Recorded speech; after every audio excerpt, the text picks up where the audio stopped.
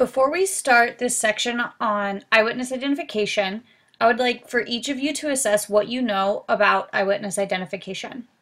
So please have the eyewitness identification survey printed out or open so that you can write down your answers to each prompt.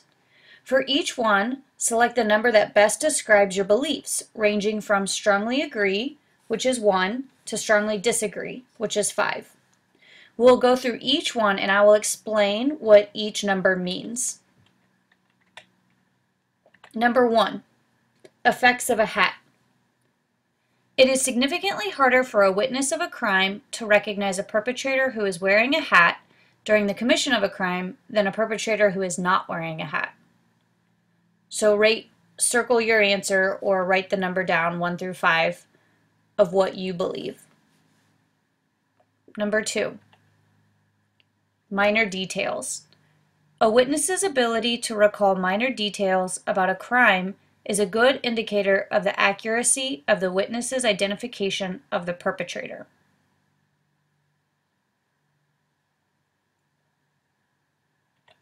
Number 3, attitudes and expectations. A witness's perception and memory for an event may be affected by his or her attitudes and expectations.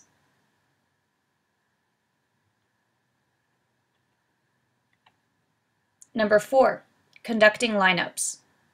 A police officer who knows which member of the lineup or photo array is the suspect should not conduct the lineup or photo array. Number 5, effects of post-event information. Eyewitness testimony about an event often reflects not only what a witness actually saw, but information obtained later on from other witnesses, the police, the media, etc.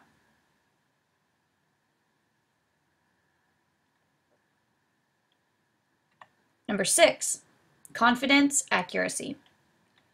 At trial, an eyewitness's confidence is a good predictor of his or her accuracy in identifying the defendant as the perpetrator of a crime.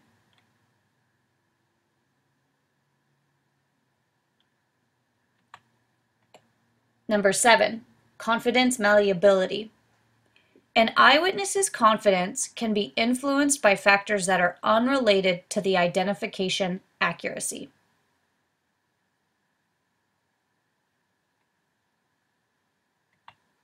Number 8, weapon focus. The presence of a weapon can impair an eyewitness's ability to accurately identify the perpetrator's face. Number 9, mugshot-induced bias.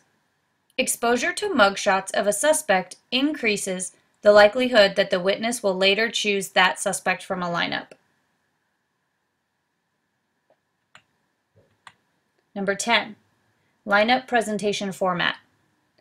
Witnesses are more likely to misidentify someone in a culprit-absent lineup when it is presented in a simultaneous, i.e. all members are present at the same time, as opposed to a sequential procedure where all members of a lineup are presented individually.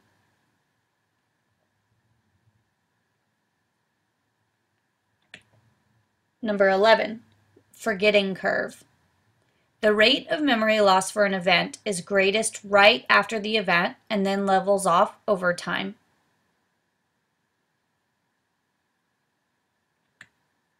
Number 12, attorney's knowledge. Attorneys know how most eyewitness factors affect eyewitness accuracy.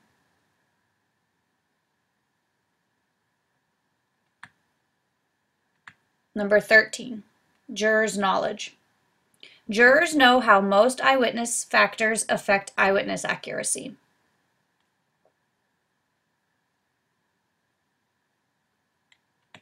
Number 14, jurors distinguish eyewitnesses.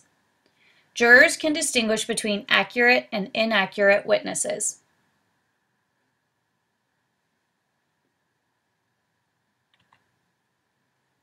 Okay, now let's go back through each one and see how you did. Since the scoring was on a Likert type scale, each number has 2 answers that could be considered right. For example, strongly agree and agree would both be considered right. as would strongly disagree and disagree.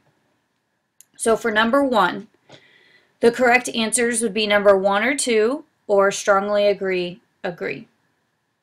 For number 2, minor details, the correct answers would be number 4 or 5, which would be disagree or strongly disagree. For number 3, the correct answers would be 1 or 2, strongly agree or agree. Number 4 would be number 1 or 2, strongly agree or agree. Number 5 is also 1 or 2, which would be strongly agree or agree. Number 6 is number 4 or 5, which would be disagree or strongly disagree. Number 7, 8, 9, 10, and 11 are all numbers 1 and 2, which would be strongly agree and agree.